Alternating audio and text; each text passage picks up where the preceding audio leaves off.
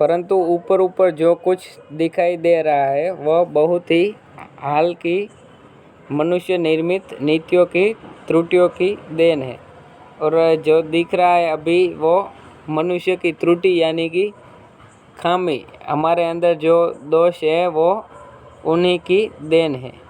सदा मनुष्य बुद्धि नई परिस्थितियों का सामना करने के लिए उपयोग करता है, नए सामाजिक विधि निषेधों को बनाती है, उनके ठीक साबित न होने पर उन्हें बदलती है। और हम जब नई नीतियाँ बनाते हैं तो हमारे अगर उन नीतियों से कुछ फ़ायदा नहीं होता तो हम उन नीतियों को बदल देते हैं, और अच्छी साबित हो तो हम उन्हें अपना लेते हैं। नियम कानून सबके लिए बनाए जाते हैं, पर सबके लिए कभी कभी एक ही नियम सूख कर नहीं होते। और नियम हमारे यहाँ जो कायदे बनाए गए कानून है वो सबके लिए होते हैं, लेकिन कभी कभी कोई व्यक्ति को वो अच्छा नहीं लगता। सामाजिक कायदे कानून कभी युग युग से परीक्षित आदर्शों से टकराते हैं, और जो सामाजिक कायदा है वो अगर हम कोई समाज में अच्छा लगे कोई समाज में न लगे, तो ऐसे ही जो कायदे हैं वो अच्छा नहीं लगते किसी को तो वो सामने सामने ही टकराते हैं। इससे ऊपरी सतह आलोड़ित भी होती है, और इस तरह जैसे लेखक कह रहे हैं कि विभाग भी पड़ जाते हैं कि कोई अगर किसी को अच्छा नहीं लगता, किसी धर्म को अच्छा नहीं लगता, जाति को नहीं लगता, तो वो आदर्श को सामने सामने टकराते हैं और आलोड़ित यानी कि विभाग पड़ जाते हैं। पहले भी हुआ है, आगे भी होगा, उसे देखकर हताश हो जाना ठीक नहीं। और ये सब पहले भी हुआ है और अब भी हो रहा है, लेकिन इससे हताश होना ठीक नहीं है। भारतवर्ष ने कभी भी भौतिक वस्तुओं के संग्रह को बहुत अधिक महत्व नहीं दिया है।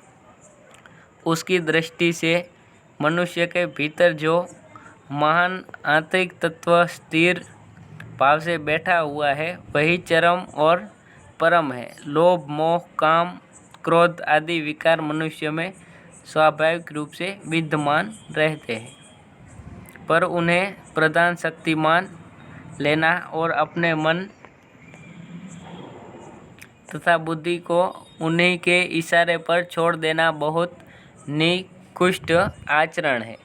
यानी कि जो काम है, क्रोध है, वो हमें निकृष्ट आचरण करने के लिए विवश कर देता है, इसलिए उन्हें न मानना हमारे लिए अच्छा होगा। भारतवर्ष ने कभी भी उन्हें उचित नहीं माना, और भारत जो हमारा देश है उनके व्यक्तियों ने कभी भी इन्हें उचित नहीं माना है। सदा स्वयं के बंधन से बांधकर रखने का प्रयत्न किया है, परंतु भूख की उपेक्षा नहीं की जा सकती।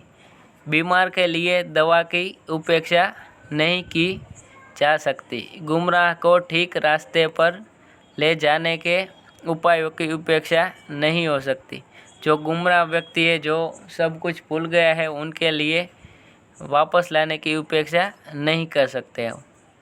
हुआ यह है कि इस देश के कोटि कोटि दरिद्र जनों की हीन अवस्था को दूर करने के लिए ऐसे अनेक कायदे कानून बनाए गए, और ऐसे व्यक्तियों के दरिद्र को दूर करने के लिए ही ऐसे कानून बनाए गए जो कृषि उद्योग वाणिज्य शिक्षा और स्वास्थ्य की स्थिति को अधिक उन्नत और सुचारू बनाने के लक्षण से प्रेरित है।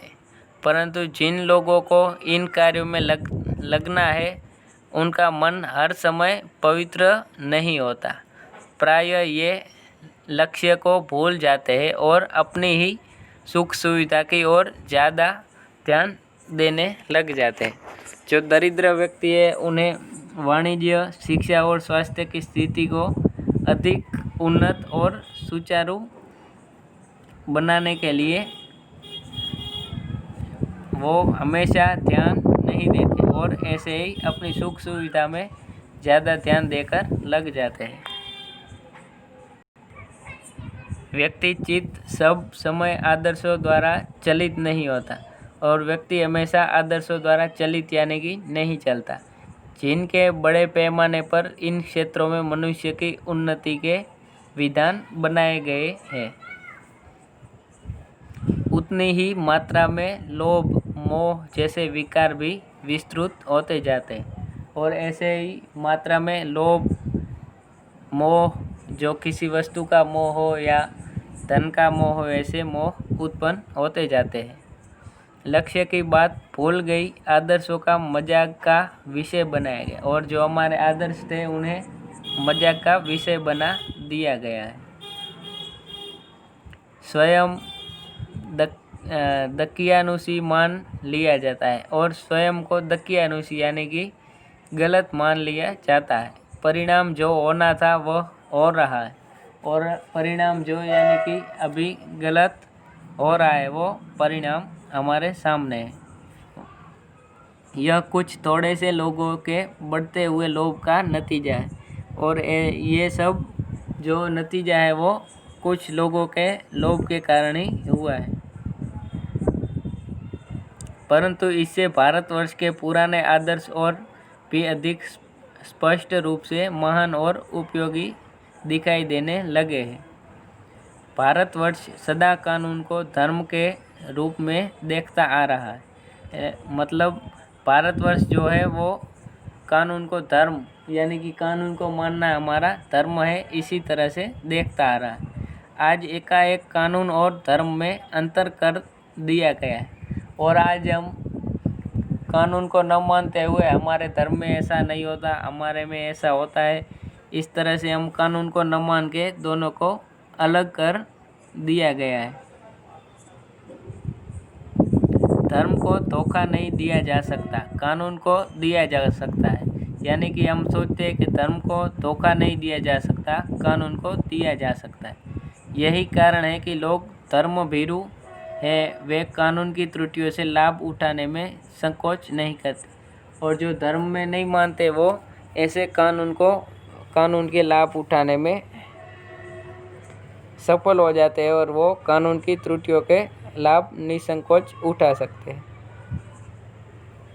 इस बात के पर्याप्त प्रमाण खोजे जा सकते हैं कि समाज के ऊपरी वर्ग में चाहे जो भी होता रहा हो, भीतर भीतर भारतवर्ष अब भी यह अनुभव कर रहा है कि धर्म कानून से बड़ी चीज़ है। अब भी सेवा, ईमानदारी, सच्चाई और आध्यात्मिकता के मूल्य बने हुए हैं। वे दब अवश्य गए हैं लेकिन नष्ट नहीं हुए। आज भी वह मनुष्य से प्रेम करता है। जो हमारे कानून है वो दब नहीं गए, लेकिन ईमानदारी, सच्चाई, आध्यात्मिकता वो सब दब नहीं गए। वो आज भी इंसान उनसे प्रेम करता है, महिलाओं का सम्मान करता है, झूठ और चोरी को गलत समझता है, दूसरे को पीड़ा पहुंचाने को पाप समझता है। हर आदमी अपने व्यक्तिगत जीवन में इस बात का अनुभव करता है, और कवि लेखक कहते हैं कि हम ऐसे जो झूठ न बोलना, चोरी न करना, ऐसे काम का हम अनुभव करते हैं, और ये गलत है ऐसा हम सोचते हैं। समाचार पत्रों में जो भ्रष्टाचार के प्रति इतना आक्रोश है वह यही साबित करता है कि हम ऐसी चीज़ों को गलत समझते हैं और समाज से उन तत्वों की प्रतिष्ठा कम करना चाहते हैं जो गलत तरीके से धन का मान संग्रह करते हैं, और जो 2 नंबर के धंधे से या कुछ गलत करके ऐसा काम करते हैं, उनका दूर करने के लिए हमें ऐसा गलत न करने के लिए और गलत का साथ न देने के लिए कवि लेखक जो है वो कह रहे हैं।